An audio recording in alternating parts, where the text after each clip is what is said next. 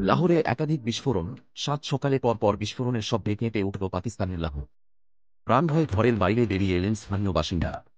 পাক সংবাদ মাধ্যম জিও নিউজ এবং সংবাদ সংস্থা রয়টার্সের প্রতিবেদনে এমন জানানো হয়েছে। কী কারণে এই বিস্ফোরণ তা অবশ্য স্পষ্ট নয়।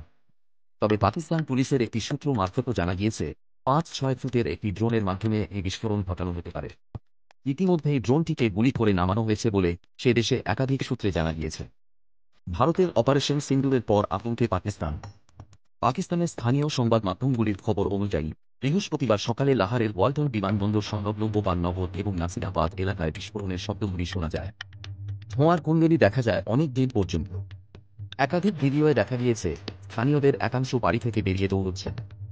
মঙ্গলবার মধ্যরাতে বহওয়ালপুরে এয়ার স্ট্রাইক চালিয়েছে ভারতীয় সেনাবাহিনী। লাহোর থেকে যার দূরত্ব মাত্র ৪০ কিলোমিটার। ভারতের অপারেশন সিন্দুরের রেশ কাটার আগে লাহোরে একাধিক বিস্ফোরণের ঘটনা ঘটল।